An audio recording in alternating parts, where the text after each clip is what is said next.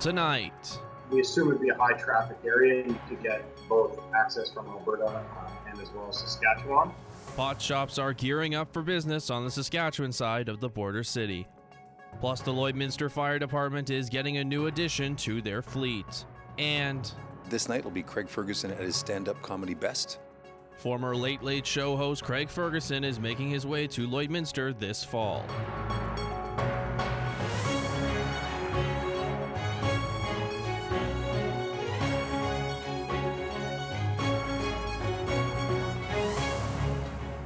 This is Newcap News with Connor Chan.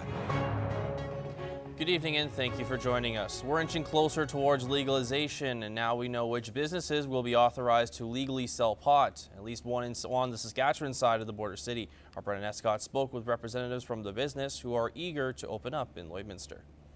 After a vigorous application process, 51 companies are approved for the sale of marijuana across Saskatchewan. 2 of them will open in Lloydminster. Ontario-based companies Believe Inc. and Auxly are authorized to open up pot shops once legislation takes effect. For them, it's not just dollar signs that sparked their interest in the marijuana industry. A lot of people I work with, we work with in the industry, have had close family members or friends suffer medical ailments and have personally watched cannabis actually help them. So that's a reason a lot of people get into the industry. Applicants were put through a 2-part selection process that screened the businesses and then put them into a lottery to determine who would be approved and what jurisdiction they'd get. Auxly was rewarded with the border city as a location, a market they're delighted to join. We assume it'd be a high traffic area and you could get both access from Alberta and as well as Saskatchewan. For population, Lloydminster is one of the largest cities in Saskatchewan, and from a retail perspective, more people, the better. The marijuana business is relatively uncharted territory, but an exciting prospect for Auxly and their partners. On the business side, it's very exciting. I mean, name a time in history where an industry is going to, prohibition is ending, but there's already pent-up demand, people willing to go to jail for something that they want so badly. And so it's just exciting because it's brand new and there's a blank slate. While there's no concrete time frame yet, approved retailers must open up shop within 12 months of legalization, according to the Saskatchewan government. Alberta's government is allowing anyone with interest to apply for a license. Brendan Escott, Newcap News. City Council met today for a governance and priorities meeting to discuss upcoming topics to go before council meetings. Our Brittany Matika has more from City Hall. Today's City Council met for a governance and priorities meeting. A number of topics were on the agenda and up for discussion, including upgrades at the tennis courts, purchasing new street sweepers for the city, and the downtown area redevelopment plan. The Lloydminster Tennis Association brought council a proposal for LED lighting upgrades around the city tennis courts. We're really looking forward to this proposal because not only did they bring us an issue, but they also brought us a solution for how they're going to deal with it through sponsorship policy, but they also brought the total costs and everything they're looking for. It was brought forward for discussion that the city would need to be purchasing new street sweepers as the city's current sweepers are approaching the end of their lifespan. Administration had proposed in the budget earlier this year to replace the 3 machines. The benefits of buying 3 machines at one time is that we get a volume discount. We have the same model all across, so parts are interchangeable. The topic of selecting a committee to sit on the Downtown Area Redevelopment Plan Board was up for discussion, with Councillor Monroe wanting to be more inclusive of all community members.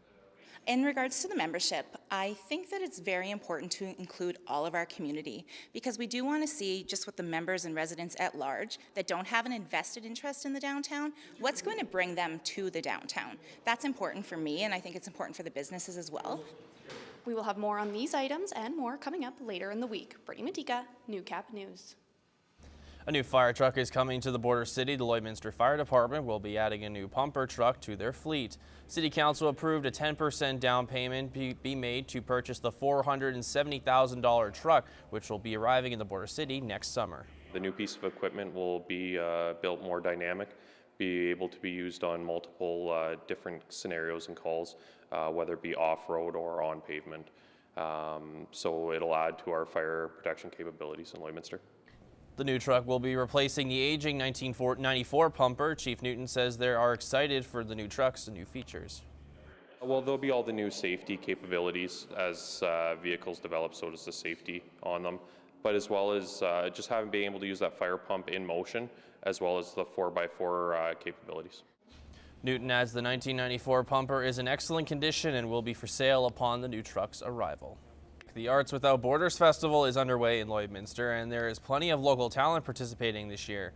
There are 30 local participants in the festival, ranging from painters, jewelers, authors, and more.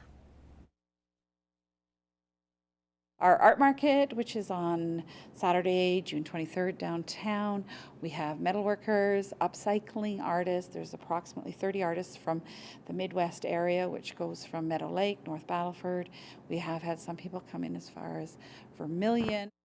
The Downtown Lloyd Street Fest is also part of the festival, and it will include a children's area and some new food additions. There'll be balloons, tattoos, and lots of food is coming this year. So lots of variety of food, plus of course the farmers market, which is usually quite extensive.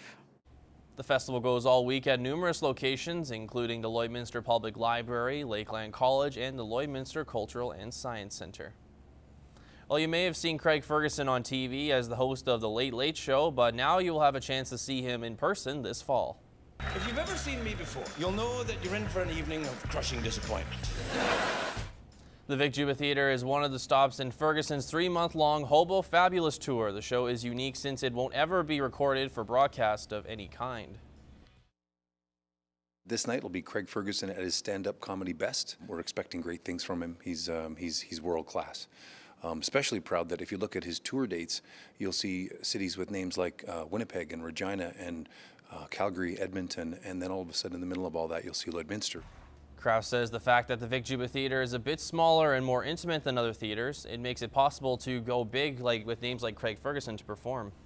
We'll be selling tickets to people from major centres a long ways away from us. We get customers coming from Winnipeg, Calgary, Edmonton, just because they can see these artists in a smaller place. So the chance to be within 20 feet of Craig Ferguson is something that people are happy to travel for.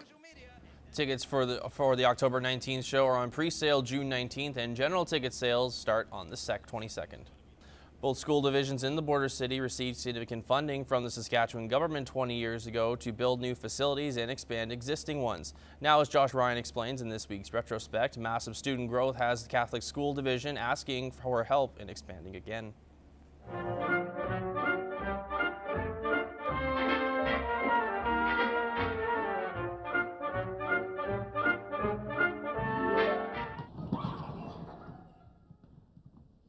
On the separate side, Father Gorman Elementary will undergo renovations, including a new gym, more classrooms, along with science and music areas.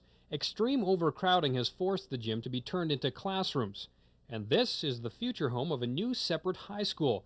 Planning starts today, and the construction should start next year. It'll change education to the extent that teachers and students will have nicer facilities to work in. We will deal with enrollment pressures, and we will also deal with occupational health and safety issues, which is important from my point of view because we want to make sure that we have good, safe schools. Both school systems have been asking for help for years. It's fantastic news. It just brings to an end one chapter that I personally and I know our other board members have been working very hard on to get funding for. 20 years later, Lloydminster's 2 school divisions need help expanding again. For the Catholic side, the number of students makes it top of the priorities list. It's going to grow next year, and looking down the road 3 or 4 years, we're anticipating 1,100 to 1,200 students. Holy Rosary's building was built in 2001 to house 750 students and has just over 900 enrolled this year. Incoming classes are going to have even higher numbers. We're a large school population, I think maybe more than some had anticipated when they originally constructed the building we're in right now. More than a dozen new classrooms and additions to the Synergy Vault are among what the division requires from government assistance, while there are several other expansion items already being addressed. We're building on our band center and doubling the size of our ability to offer our music programs, which are one of the great successes of our school. More than 550 students are taking band right now. And having anticipated further growth should help tackle future challenges over the next decade. We prepare as we move forward, and we continue to make sure that what we have is going to enable us to give the best to young people and indeed to the families in Lloydminster. For This Week in Retrospect, I'm Josh Ryan.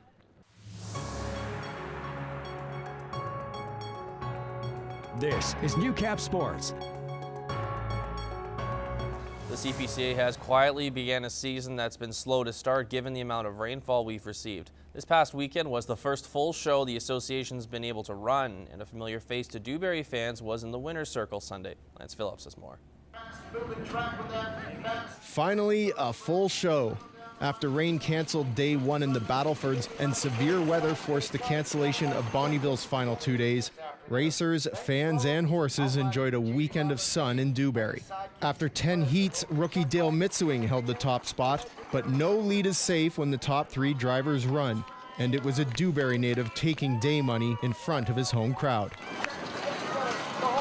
Day money any place is pretty good, but especially on Father's Day, to win day money. Obviously, I would have liked to win the show, especially since it's my hometown show and it's in memorial of my grandpa Alan, but a day money, I'll take it any day. Wayne Knight didn't have his best start Sunday, but his hook paced him to an aggregate show win, beating Benz Miller by over 1 second. Credit due in large part to the same team of horses that earned him the 2017 High Point and Canadian Championships. It's a team, it's a team effort, and they work well together. They don't get along well, I think that's what makes them so good. They back here when we hook them together, the pole team fight, and I think they're in a competition by themselves. So I think that's what makes them strong. Both drivers are enjoying great starts to the CPCA season and hold the top 2 spots in drivers' standings. And those standings are tight, with Benz Miller trailing Knight by 4 points. I got a new horse on one of my main outfits on the 3/4 barrel. He's a 6-year-old Elvis. We started driving in the spring and he went right onto the good outfit, and the other day would have been his 4th race ever. This team is good, but one of the best teams I've ever owned. But as far as working with the horses, every day is a different experience. Like, they teach you so much. They're all different personalities. You just got to figure them out.